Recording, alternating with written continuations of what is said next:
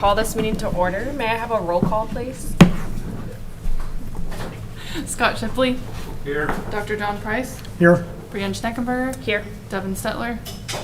Chad Gooding. Here. Katie Reichert. Here. Brian Hurley. Yeah. Before we get started, I'd like to advise that all testimony is being recorded. All persons speaking will be asked to give their name for the record and to spell their last name so that the minutes are accurate. Please turn off all of your cell phones. The order of those speaking would be that of the petitioner to have the first 10 minutes in which to make his or her presentation, followed by 10 minutes for all remonstrators to speak, 5 minutes for any government officials who wish to address the issues, and then 5 minutes for rebuttal by the petitioner. Our attorney will give each side a 2-minute and 1-minute warning as time is expiring. We ask that all persons conduct themselves in a civil manner and reserve the right to request those who are disruptive to leave. And then the first order of business, do we have any agenda considerations? No consideration, just one note.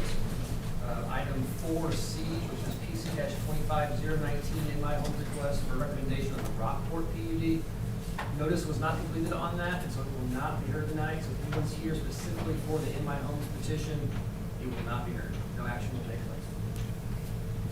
The next item on the agenda is the approval of the June meeting minutes. If the board has had enough time to review the minutes and if there aren't any changes, I'd entertain a motion. I'll make a motion to approve the June minutes as presented. I have a first, do I have a second? Second. All in favor? Aye. Aye. Any opposed? I abstained, I wasn't here. Okay, note that Scott Shipley abstained.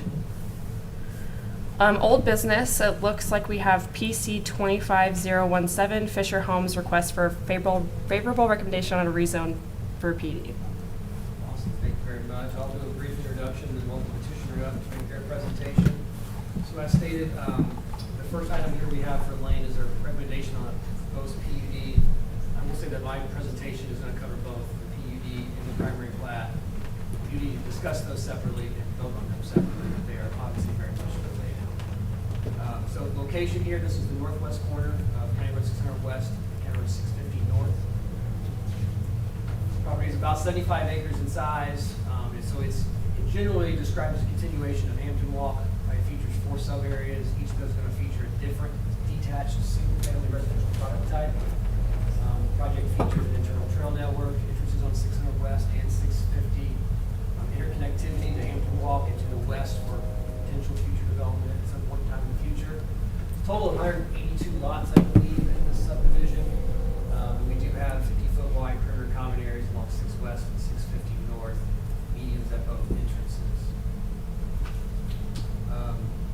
Things that discussed at some point in time tonight as we go through this process is staff would like to see the minimum mounting requirement along 6 feet increased to a minimum of 4 feet. Commissioners agreed to do so.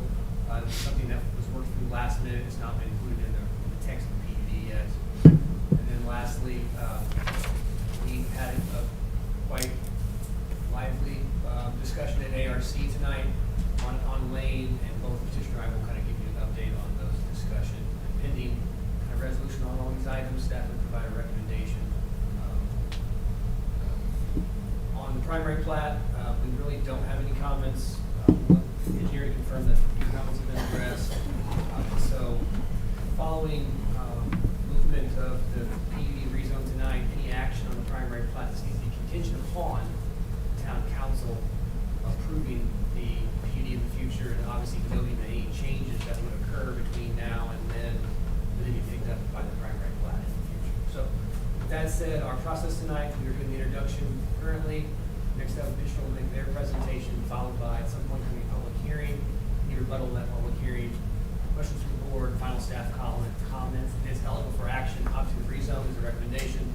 Primary plat would be approval with the contingency note. So that said, I will stop talking and turn it over to the petitioner.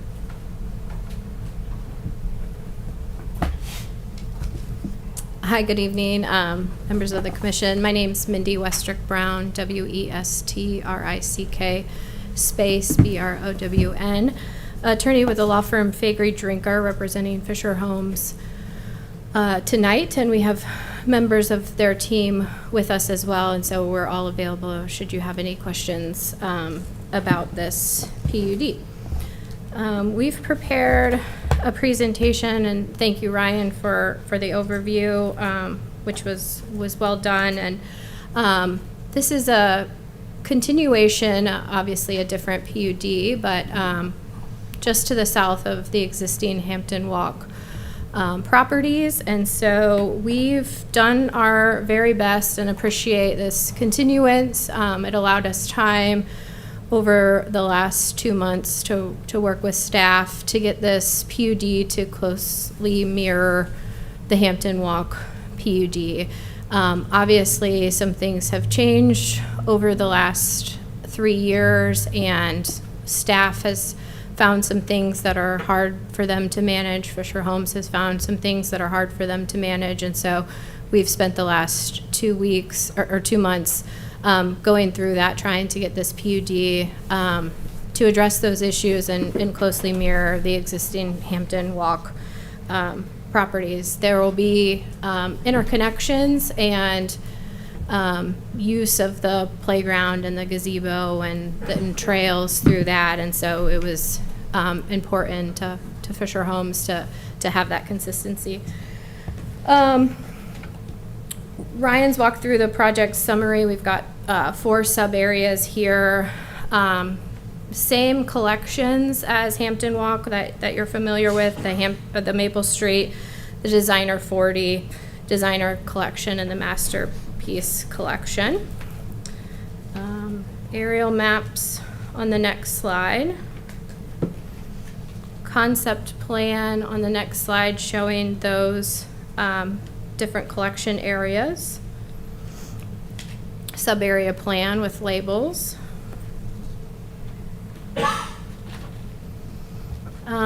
We haven't discussed this with Ryan and Holly yet, but given the decisions that were just made, the recommendations at ARC, we would like to, on the fly, and we'll work on the text amendment to this before Town Council, but we will be requesting to amend the Maple Street collection minimum square footage to 1,600.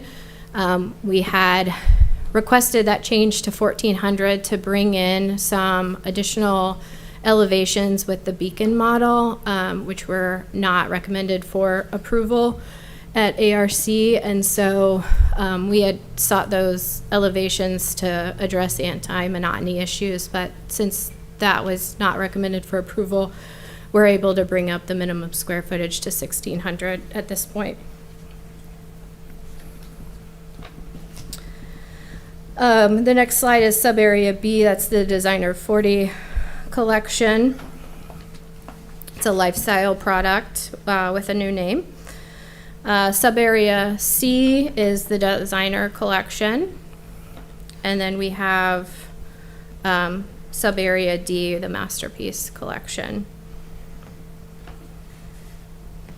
Worked with staff on pedestrian connectivity and have an exhibit showing the sidewalks and the paths to be constructed.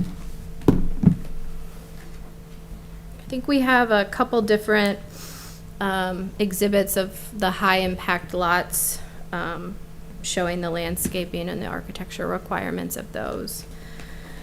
These are 2 of the developed amenities at Hampton Walk. So we have the playground and the trail there, and so wanted to show what those look like, a recent construction. And as I mentioned, they'll also share the gazebo and park. And then just illustrative exhibits of the open space at 22 acres for this PUD.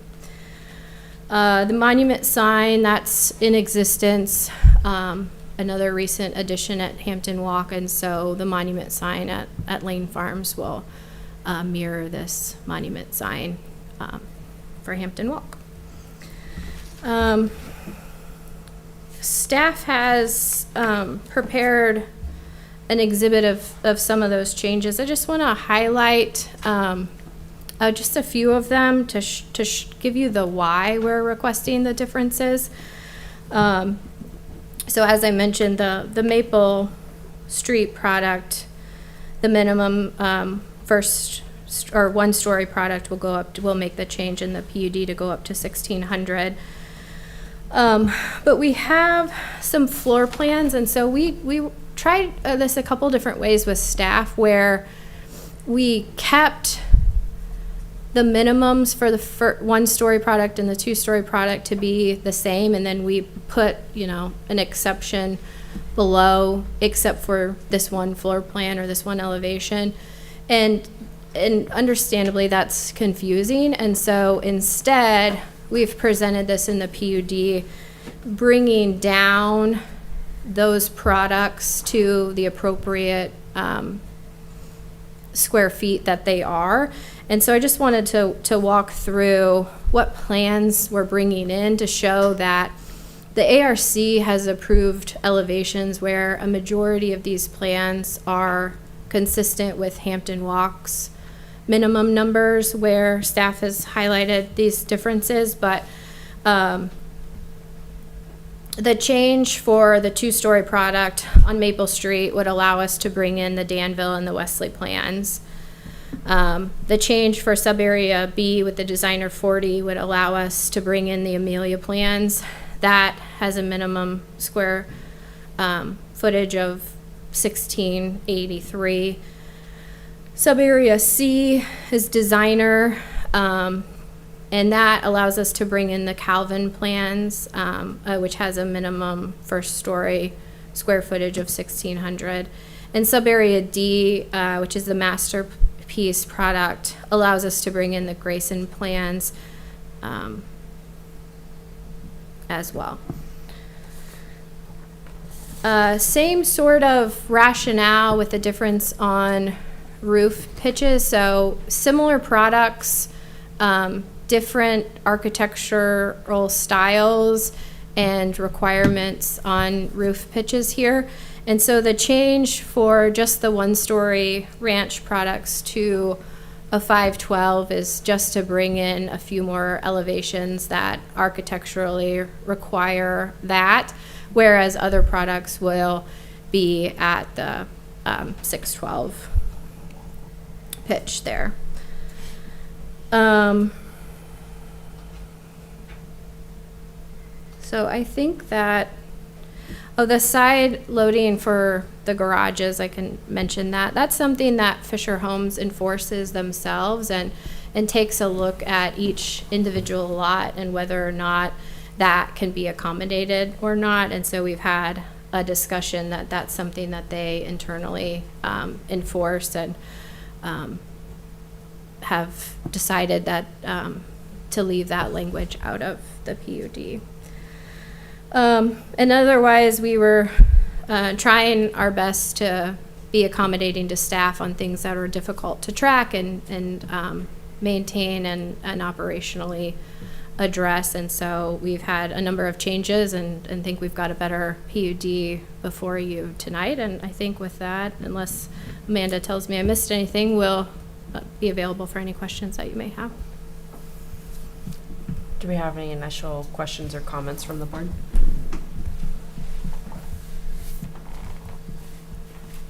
Anything to add before we do public hearing? Maybe just two items quickly, really kind of piggybacking off petitioner's comments. Thank you. But just on the home square footage, the introduction here of some somewhat smaller minimum home square footages is at the request of staff. We greatly preferred a clear set square footage versus a higher number and then exempting out certain elevations or floor plans. That becomes really difficult for staff to track. If we're going to allow some homes that are less than whatever the previous number was, let's just make the number what it's supposed to be. So that's the reason why for that. And then number two, on the garage thing, just noting that staff, this is not something we can enforce. We're not going to be able to determine when lot size and shape is going to allow them to do a side load. So we don't have any concern with this language, but I want to be very clear that the language means we have no input or no enforcement power on that standard. So with that, I would withhold any other further comments until after the Plan Commission's public hearing. We'll go ahead and open the public hearing. If anybody would like to come up, please come up to the podium, state your first name, spell your last name, and take care. Okay. Please note for the record that nobody came up for the public hearing. We'll go ahead and close that. Do we have any other questions, comments, concerns, board? If not, I would entertain a motion for a recommendation for the PUD, but I also think we need to point out that we need to include the language potentially for the 4-foot mounding. And is that contingent in the motion? I would prefer it that way, and I would actually add one more comment now, I guess. Yeah. Just maybe a redux. We said we'd provide a redux of the ARC's discussions tonight, and so they approved the lineup of homes that's been presented to you. We will need to make some adjustments to the illustrative character exhibit pending their motions tonight. So in short, they've approved Area D basically as presented, which is the masterpiece series. And then they approved areas A, B, and let me go back. Areas B and C as presented, so long as all the homes have at least a covered entry over them. And then Area A, which is the Maple Street series, they approved as well. However, every home must have a covered entry and must meet the 2-foot break in a wall plane. And so it's a really long discussion. I'm happy to go into it if you'd like, but it is going to eliminate about 14 of the elevations that were in the packet. So those will come out after tonight's meeting, and when it moves forward to the town council, those would not be in the illustrative character exhibit. They would not be able to be built in Lane Farms unless the petitioner made changes to the wall planes. So just, I guess, noting that after your recommendation tonight, those changes would be made to the PUD. I will entertain a motion.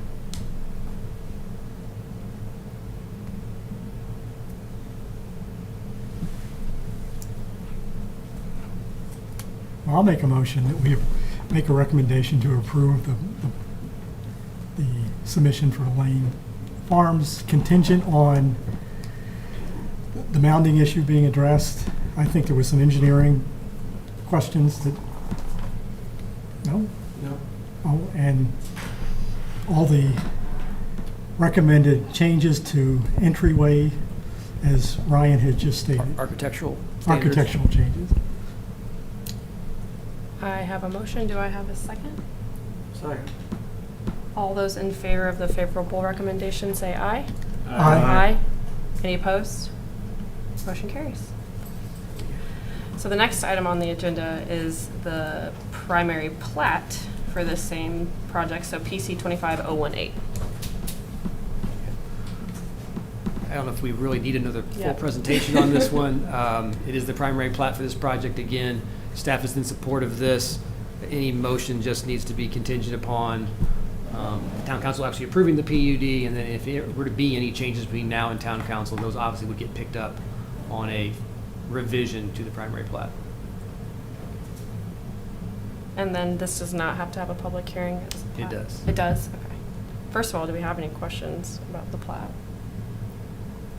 None? Well, I will open the public hearing for the primary plat for Lane Farms. If anybody would wish to come up, please do so at this point in time. I will note for the record that nobody came for the public hearing, so I'll go ahead and close that. And with that, I will not recommend. I will entertain a motion for a recommendation for the for either approval, denying, or continuing the primary plat. I'll make a motion to approve the primary plat for PC 25018 contingent upon town council approving the PUD, right? We have a motion for approval. Do I have a second? Second. All in favor say aye. Aye. Any opposed? It's approved. Thank you. Next on the agenda is the item that will be continued. So do we need to formally do anything, or is it automatically? Okay. We'll just note that PC 25019 is granted an automatic continuance for the August 19th Plan Commission meeting.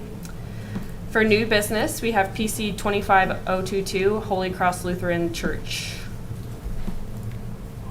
Went too far.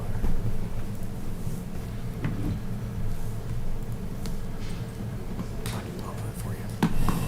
So this is, again, a petition by Holy Cross Lutheran Church to rezone approximately 40 acres from county R1 to town R1 with zoning commitments. This rezone supports the annexation into the town's corporate limits. No development is proposed at this time. Future plans may include expansion of a school campus, and if and when that should happen, the petitioner will come before this board again for a rezone, most likely to a PUD. The location and existing conditions, this area is primarily agricultural. Surrounding it, the property has a small existing homestead on it, but the use is primarily agricultural. That is why R1 is being recommended, because it closely mirrors the county R1 and is appropriate given the current and anticipated uses. As far as the commitments, thank you. So the commitments, there are two specific commitments for this rezone that we have worked with the petitioner for to draft. First is that the agricultural use can continue until it's ready for development without the need for a special exception. The second commitment is to allow some temporary signage to remain up longer than what our code currently allows, which is 1 year, with the zoning administrator being given the authority to grant that for an additional year. We're providing a commitment that they can keep that signage up for 5 years or until they're ready for development, whichever comes first. This has already been introduced to the town council and has received its first reading by the town council. So again, staff is in support of this rezone. It brings the property into our jurisdiction. It is as much of a like for zoning as we can have from county to town. And then I've mentioned those commitments, which are in the packet for you to review. If you have any questions from staff, otherwise we'll invite the petitioner up.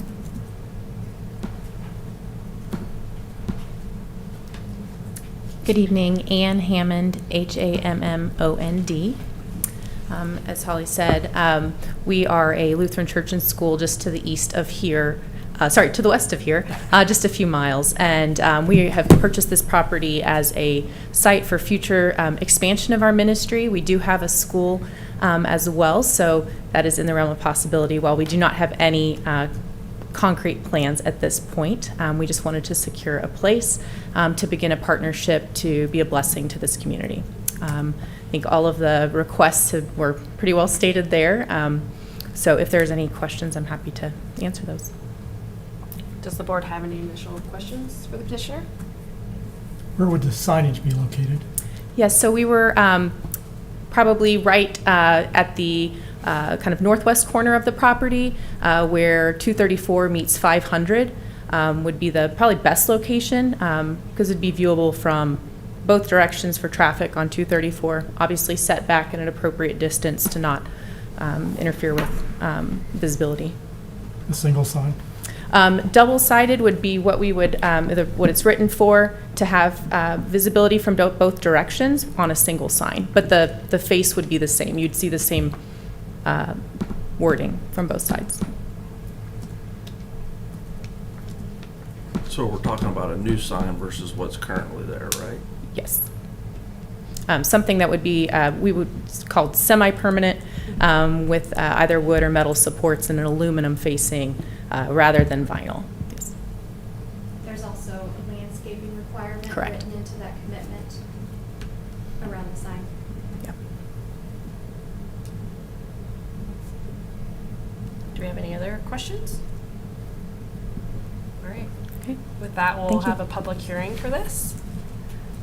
I'll go ahead and open the public hearing. If anybody would like to come up, ask any questions, speak on this matter, I invite them to do so now.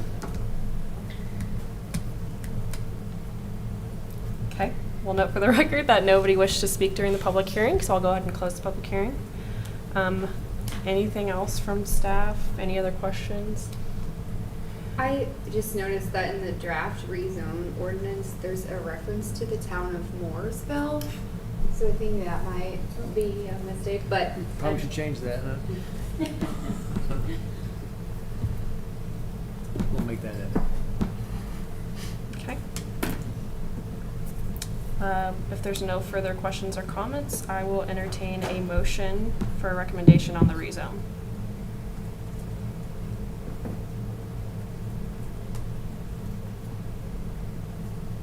I will make a motion to provide a favorable recommendation for PC 25022, Holy Cross Lutheran Church's request for the rezone.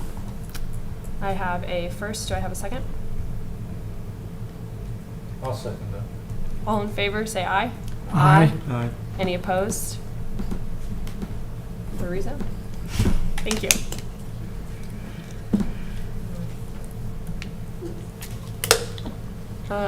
Next item on the agenda, PC 25023, Taylor Morrison.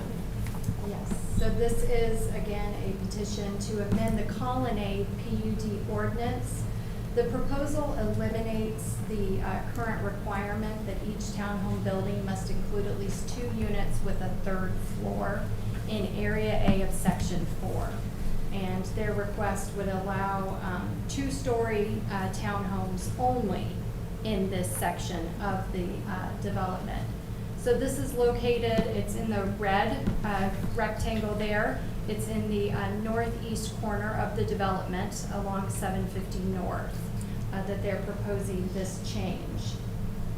The petitioner at ARC shared that the 3-story units aren't moving as quickly as they would like at that size and level.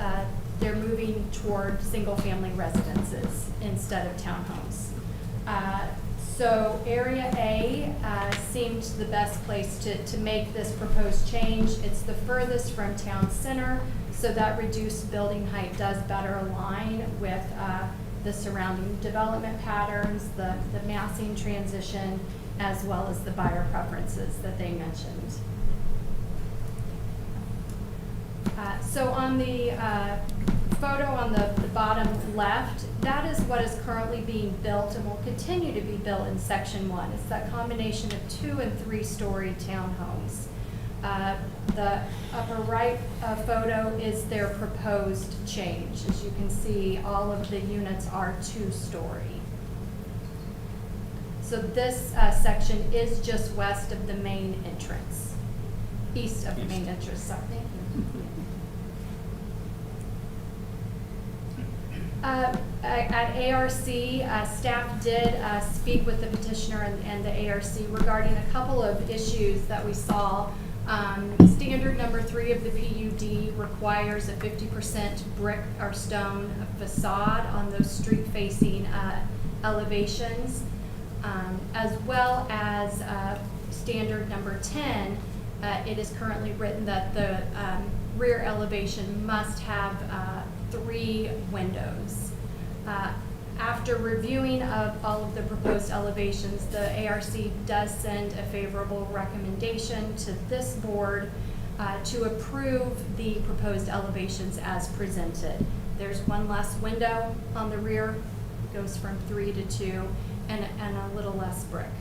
They do, however, they believe that it did meet the spirit and character of the PUD.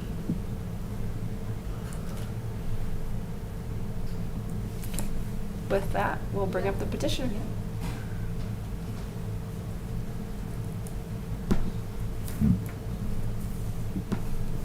Hi, good evening. For the record, I'm Todd Pyatt, P-Y-A-T-T, with Taylor Morrison Homes.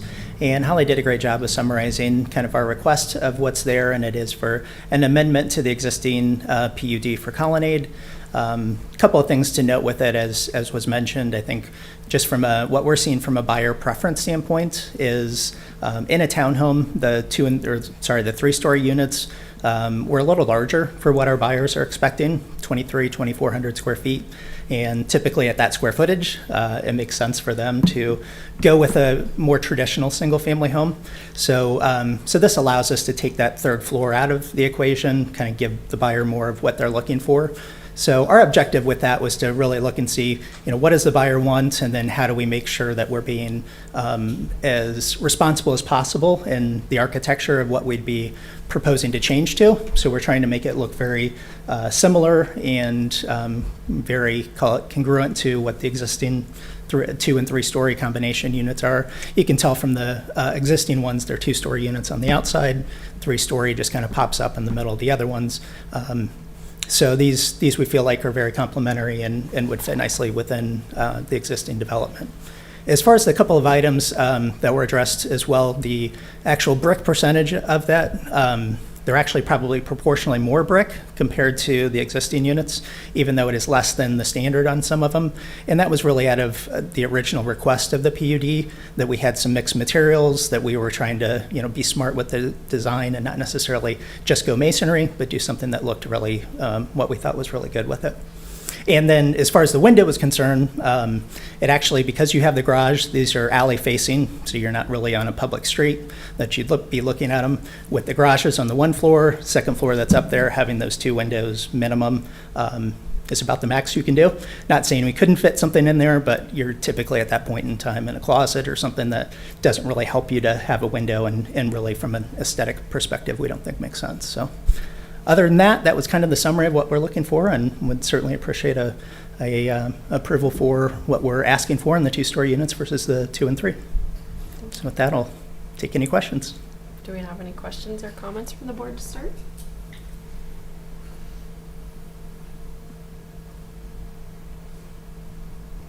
Which direction is the front? Is it facing 600 or is it facing? So there'd be both. So some would face north, some would face south with an alley in between. And that would be where you'd access the garages from the alley. So everything you'd be seeing from a public street is the front that you see there. Yeah. The alley would have? The garage and the second floor.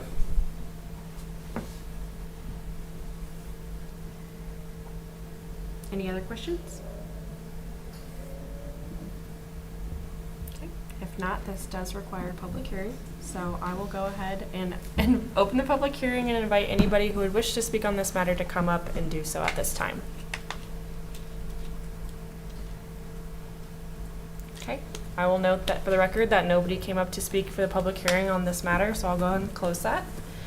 Staff, do you have anything else to add? We don't. Just to clarify, as I mentioned, the ARC gave a favorable recommendation to this board with language that the elevations are built as they were presented to the ARC. Do we have any further questions? If not, I will entertain a motion for a recommendation for the amendment to Colonnade PUD.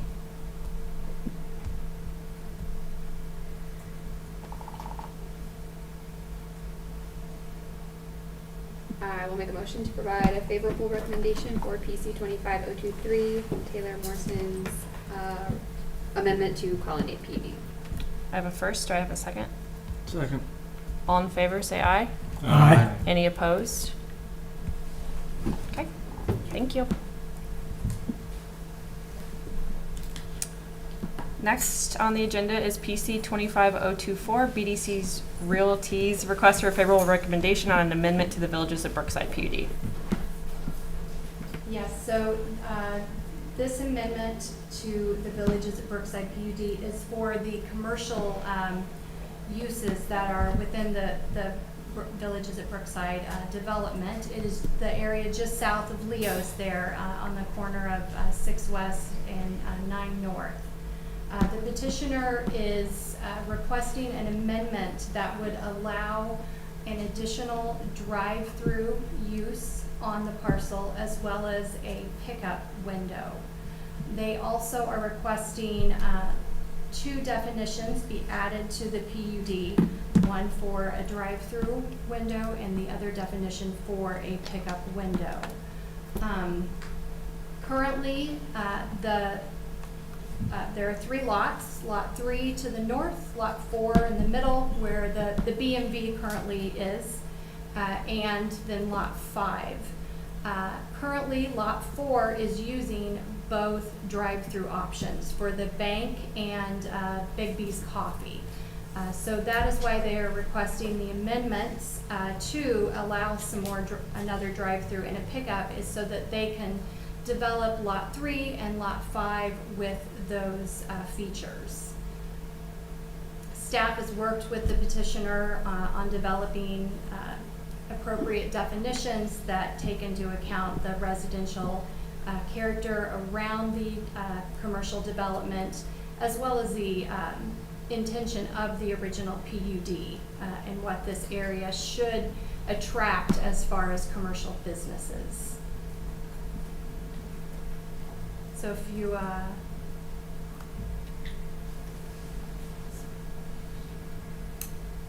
so fast casual is probably something we should talk about now. Yes, please. Okay. So staff is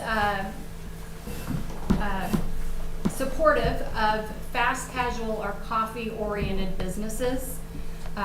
Fast food and fast casual are 2 different things. So think about going to McAllister's or Panera or Shake Shack, and you go to the counter and they order your food and they make it right then and there. There's not a pot of chili in the back that's been sitting there for a while. Fast food would be McDonald's and Wendy's and Burger King and things of that nature, where food may have been prepared and sitting for a little bit before you go to the counter or drive through and order. So that is the difference that the staff is in support of. That 3rd drive-through, we would be supportive of that on Lot 3, which is the northernmost lot just south of Leo's. We would be supportive of a pickup window only on the north elevation of Lot 5. A pickup window should not have a menu board. It should not have a speaker box. You should be using your app or calling and ordering, paying, and then going to that pickup window to do just what it says, pick up and go. So that is the language that the staff has worked with the petitioner to draft to ensure that that is what happens on the site when these parcels are ready for future development. So on the site plan we looked at, it looks like Lot 5, that example. Okay, sorry. I was looking at, it's been updated. It was Yes. updated Okay. today. Perfect. Yes. That's just what I wanted to clarify. For anybody looking at the agenda, they did update it, so that's only on the north side. Okay. Anything else before we ask any questions? Do you have any questions to start with? No? The petitioner Okay. has a presentation. All right, petitioner, well, come on up. If you'd like something different on the screen, just let us know. No, I think the map's good. Good evening. I'm Mara Hoff, Hoff, with the law firm of Defer Varan, Defurvoran. And I'm here representing Villages at Brookside. This is our PUD, just sub-area F2. Great summary there from Holly. Basically, the issue that arose was that there was no definition for a pickup window. So if we were going to have pickup windows, it looked like we needed 4 or 5, and that just didn't work with the PUD. So we asked to get that defined. And the definition that staff has provided is similar to what we proposed, and we are good with that definition. A true drive-through would involve a speaker box, a lighted menu board. There are obvious reasons that you would want to restrict the number of those in any one development or in any proximity to residential. Pickup windows, though, by contrast, don't create that same light and sound impact. Chipotle is the best example of that. You order on the app and it's just human-to-human interaction at the window picking up your food. There's not a delay, there's not a car sitting there idling. It's a quick and quiet pickup. with no speaker to amplify anyone's voice as well. So the PUD currently only permits 2 drive-through businesses. Once we clarify those definitions above, our second request is a modification to allow 3 drive-through businesses. The third is a financial institution drive-through. So we were talking about being able to pull up to an ATM on the outside of a bank. But that does meet the same definition as these other drive-through restaurants. In talking with staff, it was our understanding they would be agreeable to allowing 1 fast food drive-through if it was lot 3.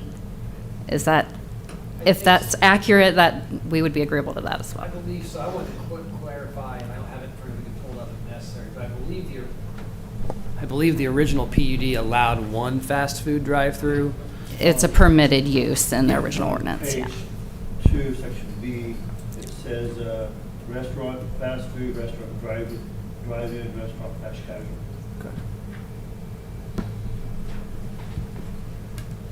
So I think with that known, I think, the original allowed the 2 drive-throughs, as you stated, and with fast food being a permitted use, you're not going to have fast food without a drive-through.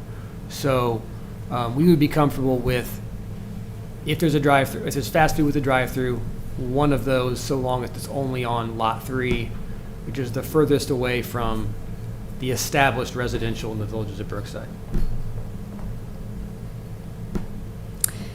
The other concession that staff brought up in order to increase the drive-throughs from 2 to 3 is that we would agree not to put any pickup window within 175 feet of the southern property line and no drive-through any closer than 275 feet to that same boundary, and only on lots 3 and 4. In other words, our development would not increase vehicular traffic on the south side of Lot 5 due to citizen concerns. Here on Exhibit B, this new conceptual site plan, it shows we've accepted those conditions and amended our plan to reflect those new boundaries.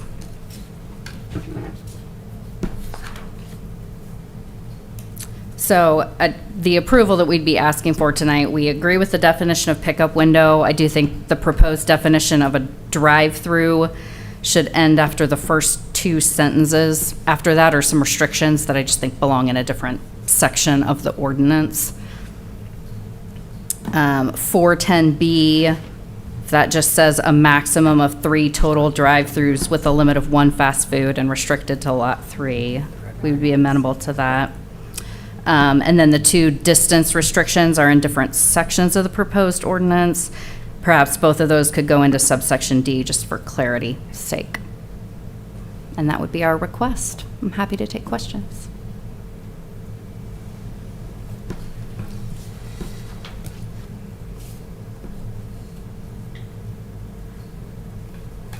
Okay, I'm trying to comprehend. Okay, so section 410B, we were talking about, this is where it starts talking about fast casual, but also it says it in the drive-through window definition on the red line. So you're proposing that we only include the first 2 sentences on the definition of the drive-through window to exclude the fast casual statement after that?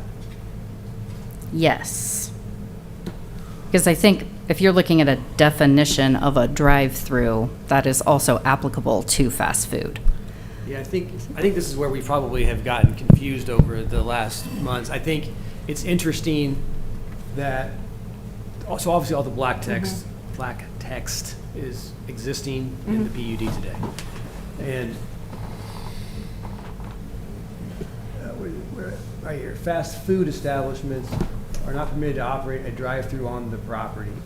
I think that's interesting. I'm not really sure what, I guess I know what the intent was, but fast food is a permitted land use, I believe, in the PUD. Okay. So I think we had, frankly, conflicting language in this. You allow fast food by right as a land use, but then you're prohibiting it from having a drive-through. It doesn't really go together. I don't know of any fast food that you don't have a drive-through for. So I think, they're seeking a third drive-through, and I think this is also partially correcting something that is conflicting in the current PUD. Now, that doesn't mean we'd have to be comfortable with the acknowledgement that we're most likely to then to get a fast food establishment on lot 3. It would be pretty much guaranteed at this point if we move forward. Okay. Okay, so maybe I'm just reading this incorrectly. Because I'm showing it as fast food establishments are not permitted to operate a drive-through on this property. Right. That's what the current PUD says. So this red line document is not what we're, No, that's new proposed red line language. Red line's proposed. But it's not struck? It's not struck. it's not struck. That's why I'm a little confused. Oh, it's not struck. Yeah. Sorry. It's not struck on here. This is Okay. this is what we've been having multiple discussions about the last few days and Okay, over the weekend, was that language. The petitioner is requesting that sentence be struck. Okay. It is not on this red line. So I guess to clarify, you're comfortable with everything she stated earlier? Okay, staff's comfortable. We'll clarify that. Yep. Awesome. Don't need to dig further. And I'm happy to work with Yeah, Beth yeah. to make sure the language matches what we Perfect. all agree with Perfect. here tonight. Okay. Well, before we do the public hearing, are there any other questions for the petitioner at this point? No? With that, I'll open the public hearing. If anybody would like to come up and speak on this matter, now is the time to do so. We'll note for the record that nobody came to speak during the public hearing for this matter, so I'll go ahead and close that. If there's no further questions or comments, I will entertain a motion for the amendment of the PUD. Well, what are the plans for the property? I guess south of where they're talking about building, there's a lot of trees and mounding and so on. Is that going to remain as is? No.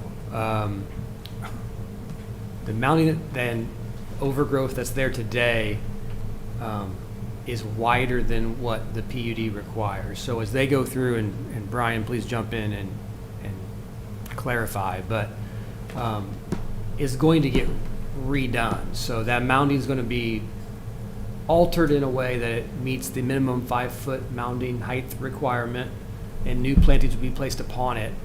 But that mounding takes up a wider depth today than is required by the PUD. Always has. That's been there. Frankly, I believe that is from, and Mark can maybe clarify, I believe that is left over from when a big box was planned on this property. Yeah, there was some grading, and so they knew they were going to place a mound there, so they basically just roughly placed it. There weren't plans with the spacing required when this would develop. So it's going to be necessary to reshape those mounds.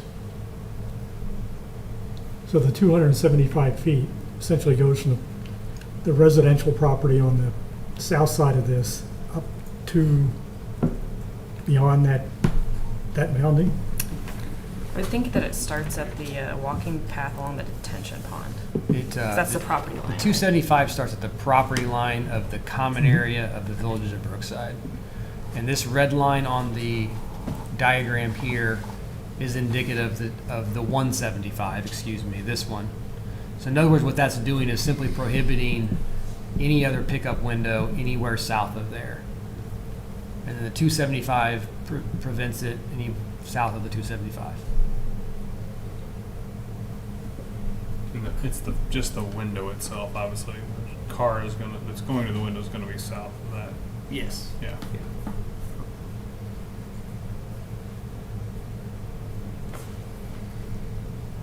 Okay.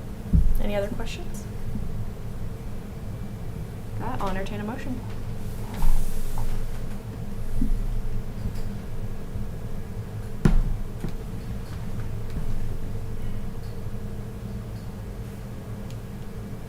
I'll make a motion for the favorable revision of the PUD for Village of Brookside, PC 25024. I have a first. Do I have a second? Second? All those in favor, say aye. Aye. Any opposed? Thank you. So the next would be BDC Realty's request for an approval of the development plan for phase 2 of Block A. We did hold a public hearing, didn't we? Yes, nobody spoke. Thank you. So this is for that Lot 5 that we've been discussing. This is a development plan approval request for a little over a 10,000 square foot multi-tenant retail building. The site will utilize existing curb cut off of 6 West, so there will be no new access points. Utilities are through a sanitary sewer is through the town, water through citizens. The building, sorry, that's okay. And so that north elevation may feature a pickup window as we just discussed.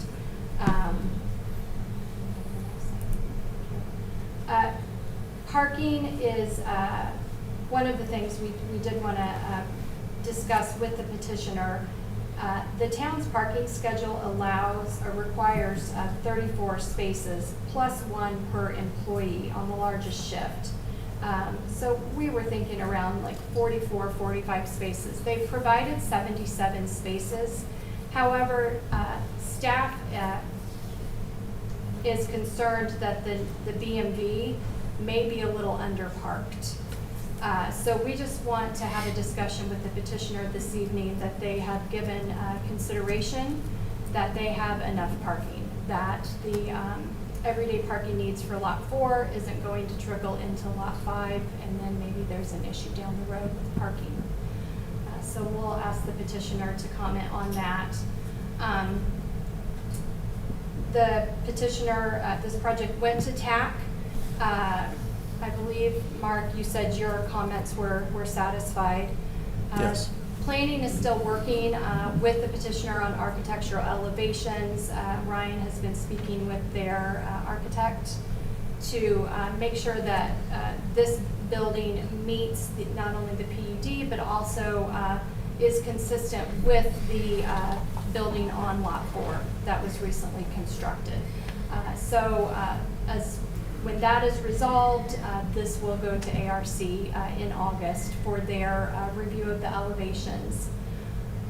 Landscaping, again, this is something that pending the Plan Commission or the Town Council's approval of the PUD amendment, they will have to revise their plan to address landscaping along the foundation on the south side of the site, where there will not be a drive-through or a pickup window.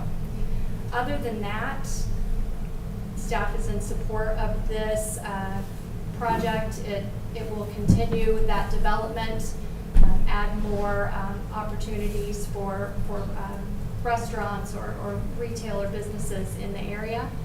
So unless you have any questions, I'll invite the petitioner back up. Let's go ahead and have the petitioner come up before any questions.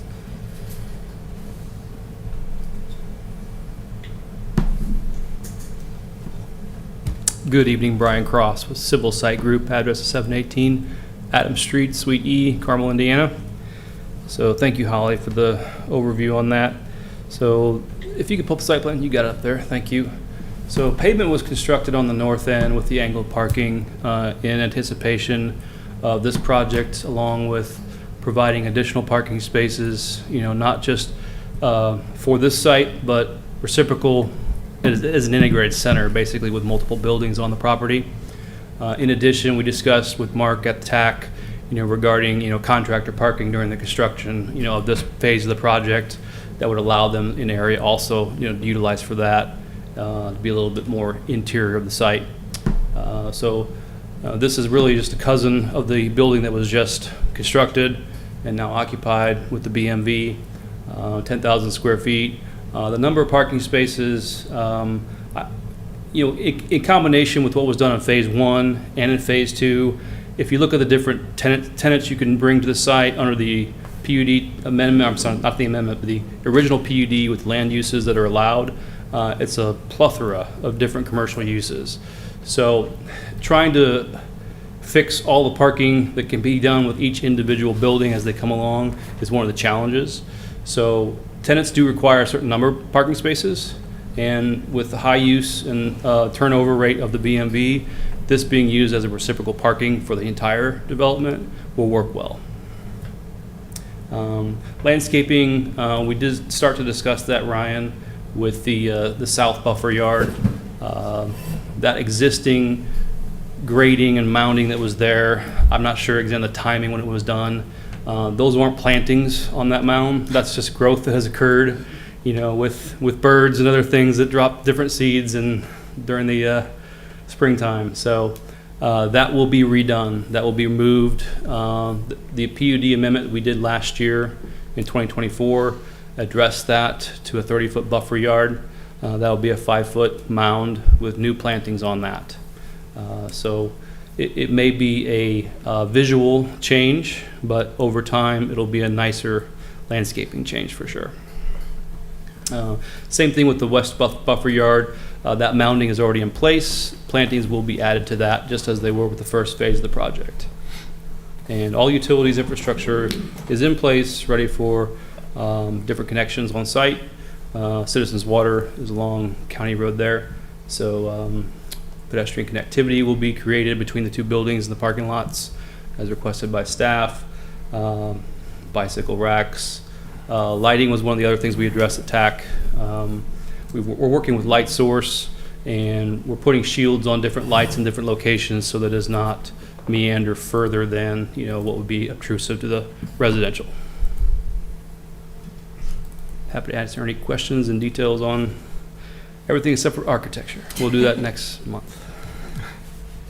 Do we have any initial questions? Brian, it looks like you're pulling up. I did want to check one thing.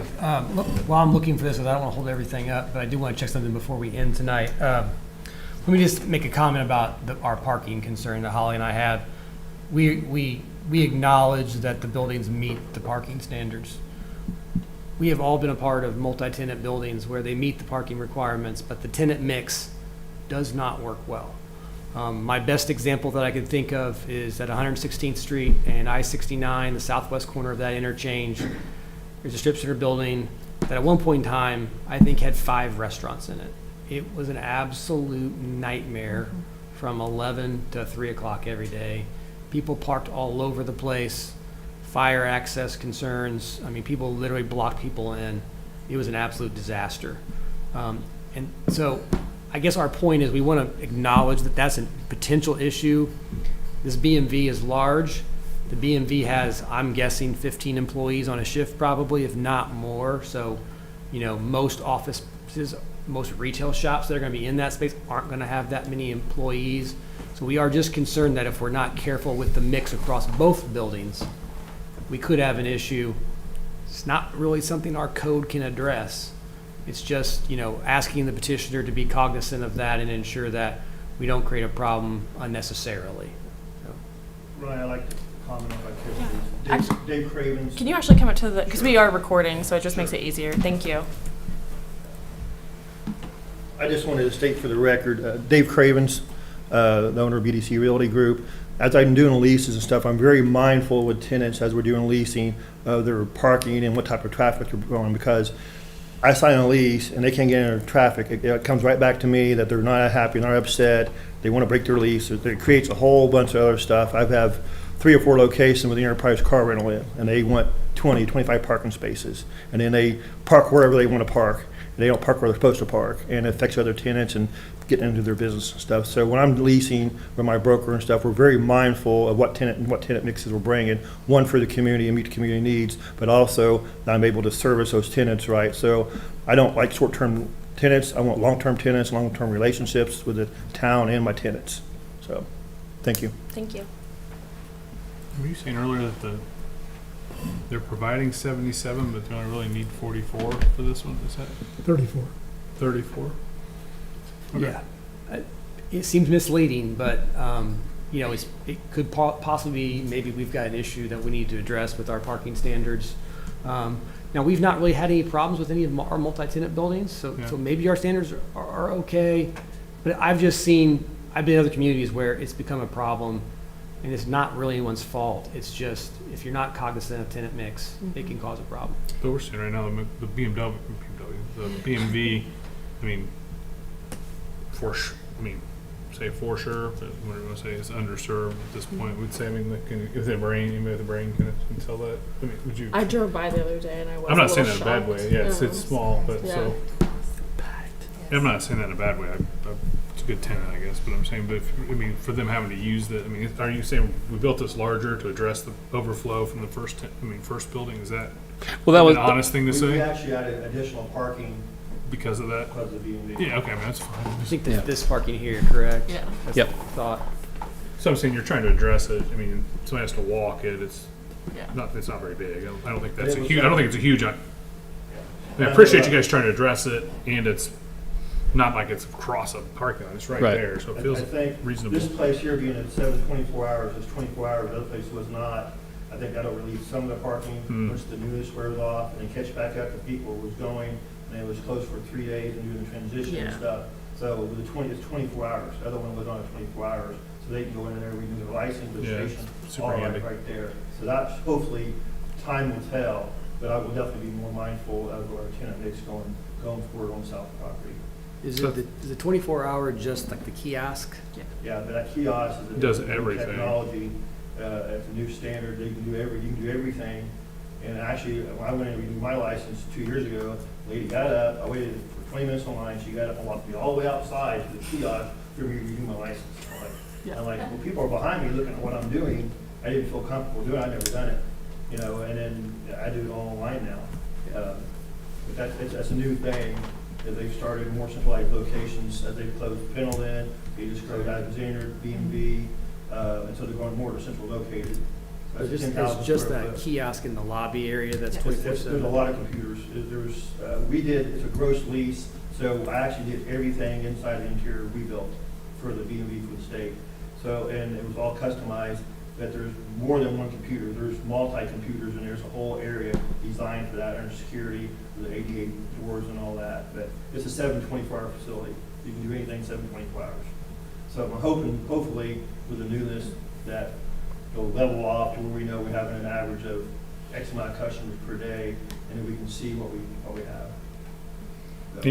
So your concern was like, hey, this is here, mindful of this new building. Can't really say anything about it. That's why you bring it up that way. So. Yeah, like when we did the development plan for the building the B&B's in, we didn't know the B&B was going to be there, right? Right, yeah. So- And I've owned retail businesses myself. I used to own lots of G&C vitamin stores. And so I'm very mindful of those tenants like that, and the parking, and be able to keep your clients in. And I've had stores in Westville, Greenville. I owned the one at Huntsville, and there's always parking there. I had a karate shop right next door to me, so none of my customers could get in the park. So I get it and I understand. And your customers can't get to you, then you lose business, then you lose tenants. So I'd be mindful and within reason. Do you know how many parking spaces there are at the current, like where the B&B was near the CVS? Because I will say That one was problematic at times. it was, Yeah. and I feel like they got more restaurants. However, I felt like it improved there after a little while. Maybe I'm crazy. Maybe I don't go there during the day. I I think think it it did was fine, improve. yeah. I think it improved when Chicago's left In and the mornings mornings. went in, because mornings was such more of a morning business, Yeah. obviously. And It's true. Chicago's got had the more afternoon buffet. traffic. Yeah. Yeah. Okay. And I would just add that I think with this new site and with the BMV now open there, they're also still finishing up landscaping. So I know there's been some contractors with large, vehicles and things on site. So they may have been taking away some of those parking spaces to finish their construction work. So there may be 9-10 different spaces that weren't utilized as they finish that phase. The credit union should be open in about 6 to 7 weeks. Big B's will probably be about 10 weeks. Any other questions, comments, concerns? Okay. With that, I will entertain. Wait, have we done a public hearing? You don't have to do one on this. We don't. Okay. So with that, I will entertain a motion, and a reminder: you can provide approval, continuance, or denial of this development plan.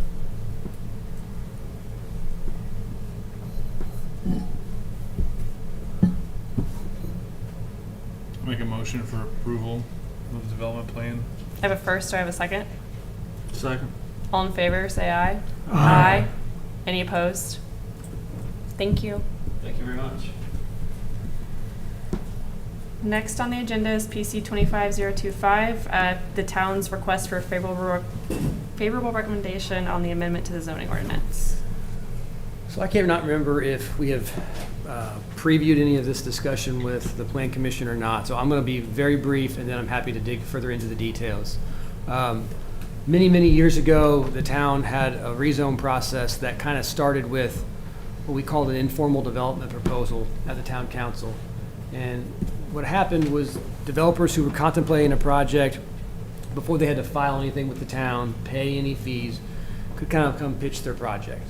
And over time, we just felt a little bit, used is the wrong word, but we just felt like projects were coming forward that really weren't ready. We were spending a lot of time on them, both staff and the council, listening to presentations and having discussions for things that maybe weren't super real, certainly hadn't been filed yet because that was the concept. And so we got rid of that process. That's about the same time we adjusted our rezone process to have them go to the ARC before they came to the public hearing at the Plan Commission with you folks.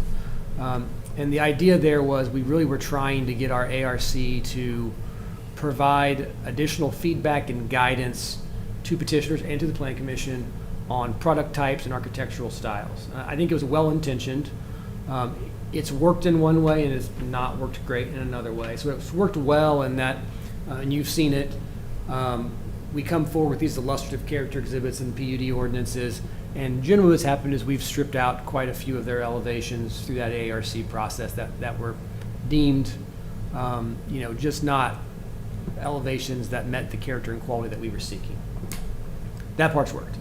What's not really worked is the idea that the ARC would give us direction on the right type of products in the right locations. And I think it's not a criticism, it's really just the fact that that's not the ARC's role. That's more of a comprehensive plan role, it's more of a Plan Commission, town council role. So as we've had these discussions, we've been talking about it for a while, what's kind of floated to the top is to essentially remove that initial ARC review at the start of the process, but replace it with a first reading at town council. And that, we think, gives then the town council, who is very much more involved and knowledgeable on the town's vision and the town's comprehensive plan, to kind of give their initial gut reaction to both the land use and the architectural styles, product types, product elevations. But they would be doing so after the project has been filed, paid its fees. Staff's already worked with the petitioner for a while to already have a draft PUD ready. So it's not as early as the old informals. It's a little bit more advanced, but certainly not finalized. They get that direction from the town council, and they have a bit of an advantage, I think, in then getting prepared for the public hearing with Plan Commission and then coming back to the town council for second reading. I also say it subsequently also solves another problem that we have, as you've seen, is our ARC meetings have been running a bit long lately. I suspect this will completely solve that problem, because we're going to probably eliminate half of their agenda every month by doing this. So kind of that wasn't an intended goal, but it was a nice little plus.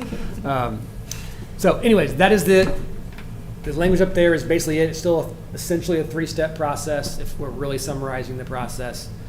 We're just replacing the initial ARC review with the first reading at town council. ARC is still involved. They're going back to their traditional role of being involved after a PUD is approved, approving elevations for final release in the anti-monopoly. So that is it in a nutshell. Any questions? We do have to have a public hearing. Yes. I will open it. However, I will note that there's no members of the public present at this point in time. So I will go ahead and close that.